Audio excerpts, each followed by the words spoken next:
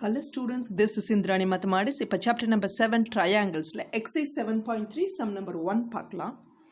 Triangle ABC and triangle DBC are two isosceles on the same base BC. So we have to draw two triangles ABC and another one is DBC having same base BC. இந்த ரெண்டு triangle மே isosceles. அப்போ any two sides are equal.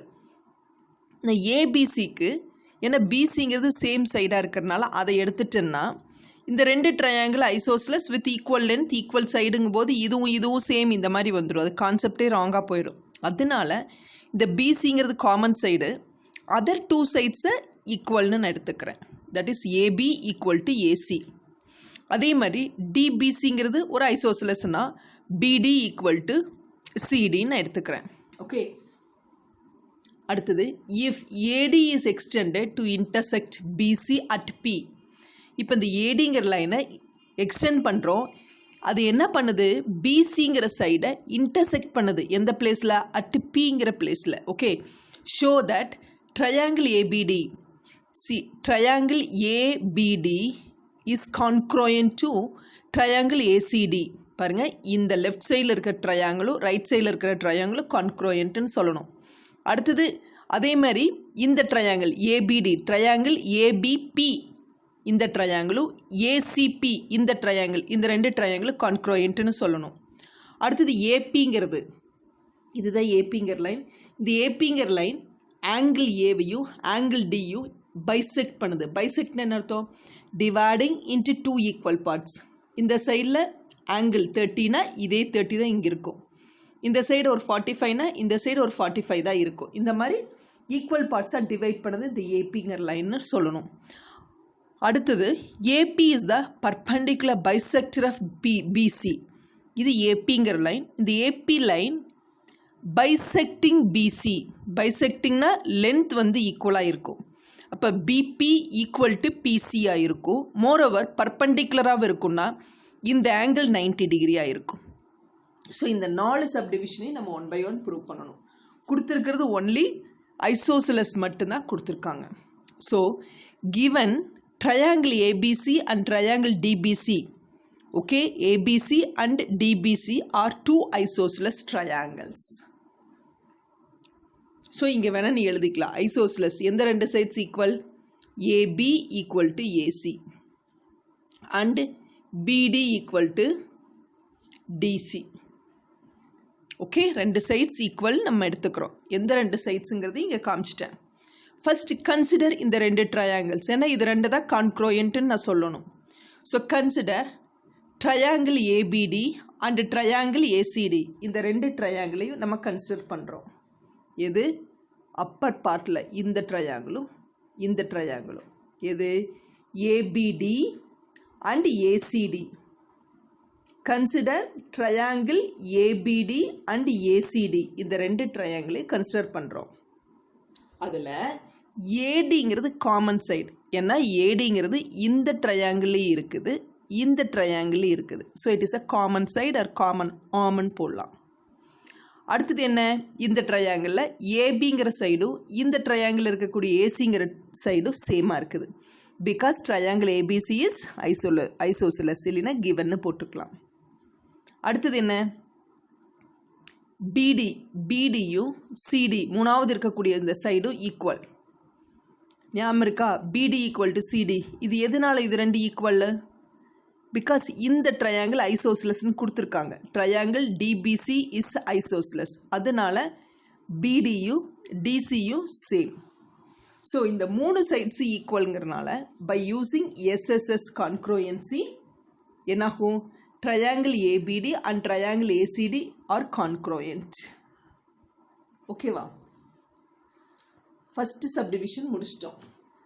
இப்போது இந்த ரெண்டு triangle கான்க்ரோயன்ட், அதில் 3 sides ஈக்குவல்னு சொல்லிக்கிறோம்.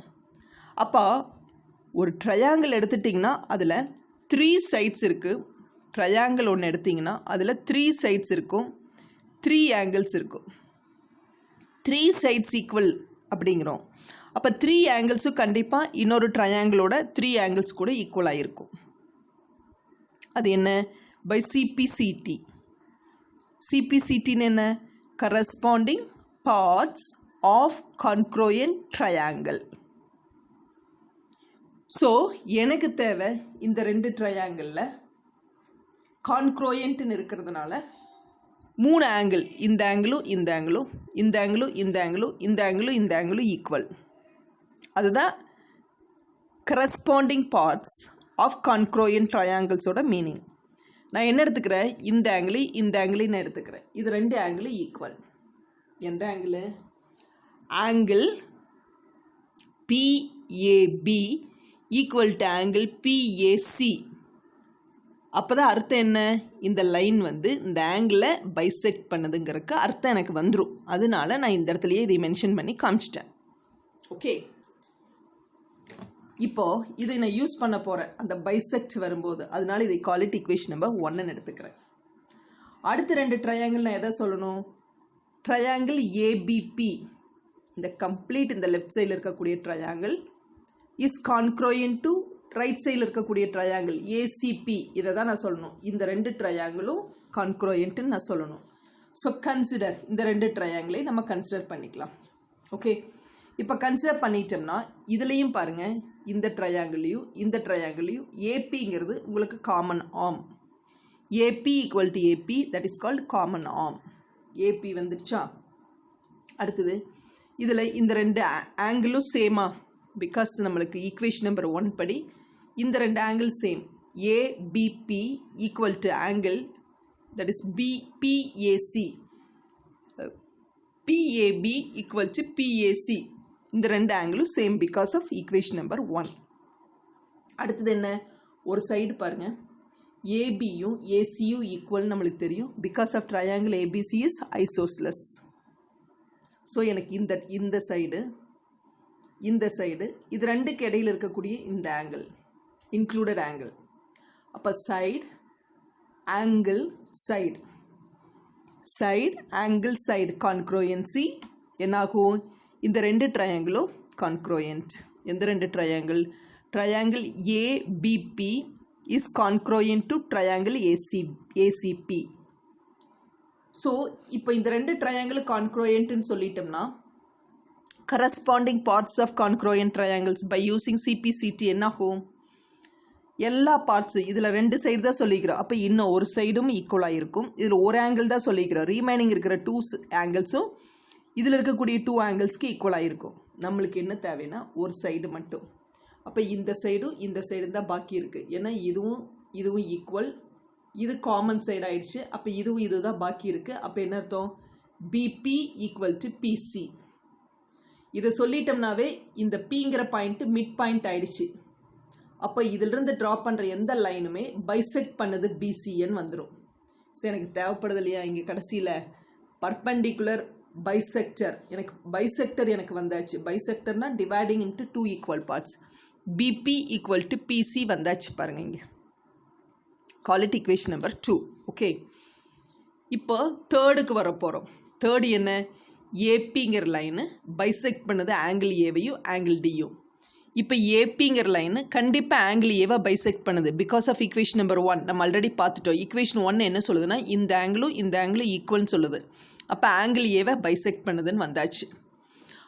இப்போ நான் சொல்ல வேண்டியது என்ன? ஆங்கிள் டியும் பைசெக்ட் பண்ணுதுன்னு சொல்ல போகிறோம். ஓகே,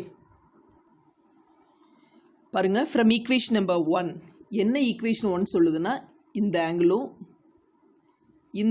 சேம்னு சொல்லுது. கரெக்டாக? என்னது? BAB angle is equal to BAC angle from equation 1. அப்படின்னா அண்டர்ஸ்டுட் இந்த ஏபிங்கிற லைன் ஆங்கிள் ஏவை பைசெக்ட் பண்ணியாச்சு. So AB bisects angle A. முடிஞ்சிச்சா? Call it first subdivision. Roman letter first நான் எடுத்துக்கிறேன். இப்போ கன்சிடர் இந்த குட்டி ட்ரையாங்கிள் ரெண்டே கன்சிடர் பண்ணிக்கிறோம். எது?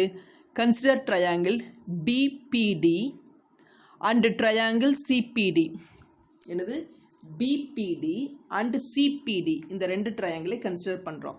இதில் இந்த பிடிங்கிறது பாருங்கள், இந்த ட்ரையாங்கிள்லேயும் இருக்கும், இந்த ட்ரையாங்கிள்லேயும் இருக்கும். இப்போ பிடி ஈக்குவல் டு பிடி, that is nothing but common side.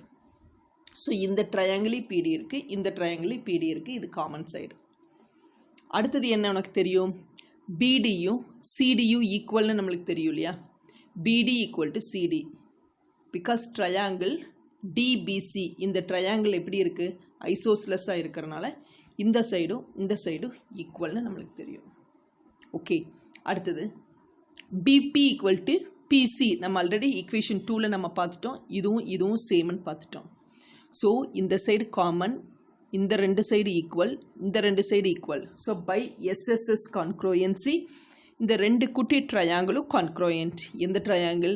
BPD is congruent to CPD. இதில் ரொம்ப இம்பார்ட்டண்ட் ஆர்டர். ஓகே, கான்க்ரோயன்ட்னு வந்தாச்சா?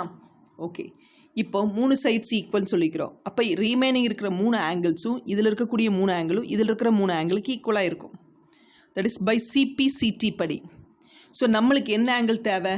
BDP இந்த ஆங்கிளும் CDP இந்த ஆங்கிளும். ஏன்னா அப்போ தான் டியை பைசெக்ட் பண்ணுதுன்னு நம்ம ப்ரூவ் பண்ண முடியும். அதுக்காக angle BDP equal to angle CPD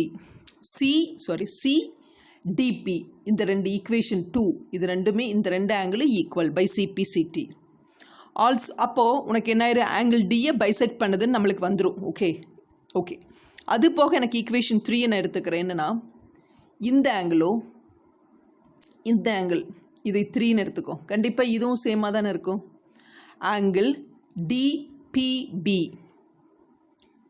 இல்லைன்னா BPD இது ரெண்டு தானே மாறுறோம். தப்பில்லை, இடையில் இருக்கிறது மாறக்கூடாது. Angle BPD equal to angle CPD. இந்த ஆங்கிள் ரெண்டு தேர்டுன்னு எடுத்துக்கிறோம். இது ரெண்டு சேம் பை CPCT. ஏன்னா 3 ஆங்கிள் இருக்குது. இங்கே 3 சைடு ஈக்குவல்னு சொல்கிறீங்க. அப்போ அதர் 3 ஆங்கிள்ஸும் இதில் இருக்கக்கூடிய அதர் 3 ஆங்கிள்ஸ் இதில் இருக்கிற அதர் 3 ஆங்கிள்ஸ்க்கு ஈக்குவலாக இருக்கும். இப்போ நான் 2 ஆங்கிள் ஈக்குவல் நம்மளுக்கு அது போதும், அதை மட்டும் எடுத்துட்டேன்.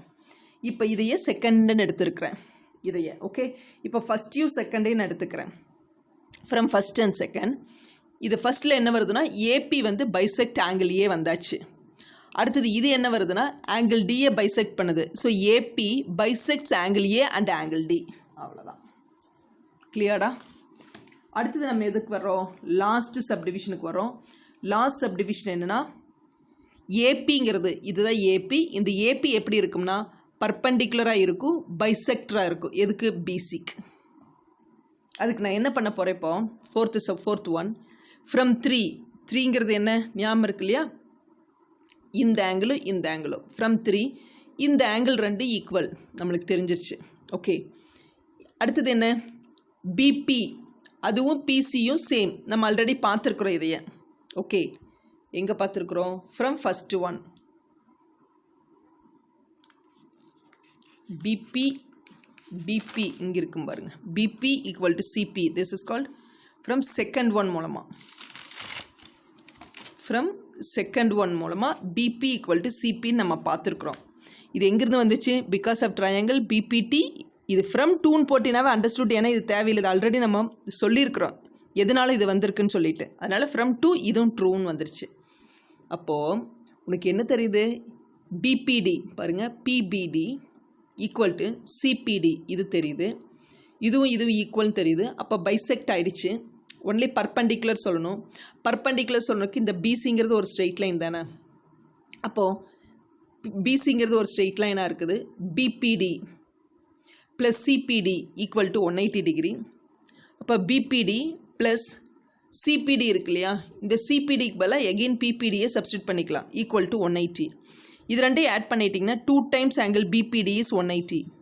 ஸோ ஆங்கிள் BPD வந்து 180 டிகிரினா அதையே 2ஆல் டிவைட் பண்ணிட்டேன்னா இவள் கெட் 90 டிகிரி. ஆங்கிள் BPD வந்து 90 டிகிரின்னு வந்தாச்சு. அண்டர்ஸ்டுட்? இது 90னா கண்டிப்பாக இதுவும் 90 தான். ஸோ ஃப்ரம் 2 ஆல்ரெடி எனக்கு தெரியும் BP ஈக்குவல் டு CP. இது என்ன பண்ணுது? பைசெக்ட் பண்ணுது.